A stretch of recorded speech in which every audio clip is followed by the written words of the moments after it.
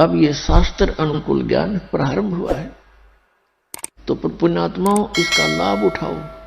और आपका परम कर्तव्य बनता है, आपके संपर्क में कोई भाई है, बहन है, कोई रिलेटिव है, आपका मित्र है, सखी सहेली है, उन सब से कोशिश करो इस ज्ञान को समझाने की।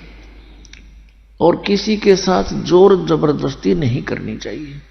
प्यार से एक बार, दो बार, तीन बार, जब वो उखड़दाहा दिखे जब चुप हो जा, चंगरता दिखे जब चुप हो जा, फिर किसी दिन जाकर धीरे धीरे प्यार से समझाओ। क्योंकि आप ये समझना कि हम भी इसी स्थिति में थे। इस ज्ञान को प्रथम बार जब सुनते हैं एकदम हमें उलट पुलट सा लगता है और कति स्वीकार करने जी नहीं करता। एक भक्त ने जब ये प्रथम बार ज्ञान सुना, किसी भगत के यहां हम सत्संग कर रहे थे, गांव गांव में, नगर नगर में जाते थे,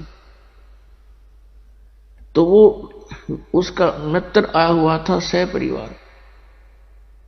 वो बाद में हम बैठ के थोड़ी सी संगत होती है, तो वो कहने लगा, महाराज आपकी बातों में मुझे कति अविश्वास है और मेरा उल्टी पड़न होगी जब आपने न्यू कहा ब्रह्मा विष्णु महेश नासवान है।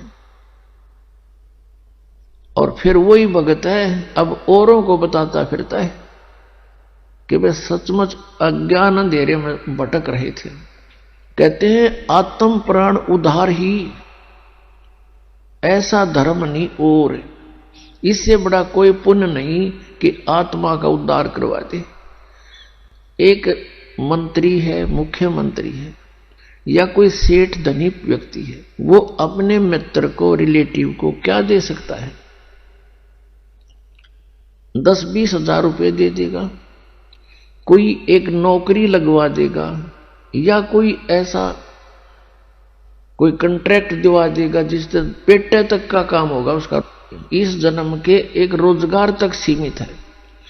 और इस मार्ग से अब इस जीवन में तो उसने थोड़ा बहुत राहत मिल गई, और मिले भी हुआ उसकी किस्मत पूर्व निर्धारित, तो उसी से कारण वो किसी मंत्री से, मुख्यमंत्री से, धनी से संबंधित होगा। वैसे नहीं हो सकता, वो भी किसी समय इसी प्रक्रिया से बने हुए संस्कार हैं उसके। तो अगले जन्म में वो गधा बन गया, सूअर बन गया, बता कौन फैसिलिटी देगा उसने?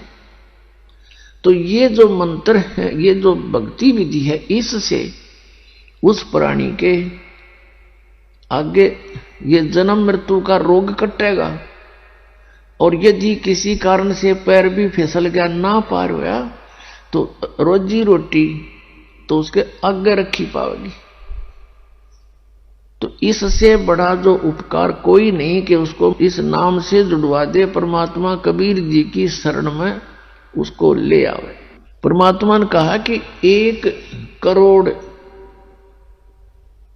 गौओं को हत्थे में कटने से बचाने का जो पुण्य होता है, एक आत्मा को कबीर परमेश्वर की शरण में लाने से इतना पुण्य उस लाने वाले का कमीशन है।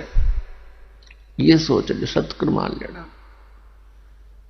क्योंकि ना जाने उस जीवात्मा के कितने ऐसे बूंदे जन्म होने थे कि तो बकरा बनकर गला कट्टा हो, कि तो गऊ बनकर, कि तो भैंसा बनकर, मुर्गा बनकर, बकरा बनकर, और परेशानियां ना जाने कितनी होनी थी।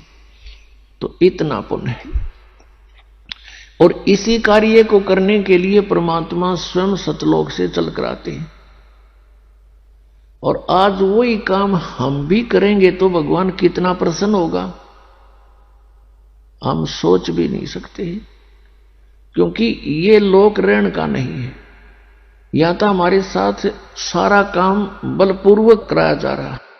ऐसा शरीर दे दिया, इसी शरीर में, इसी शरीर की रक्षा में और इसी के पालन पोषण में सारा जीवन। ये कोई जीवन है यहां पर?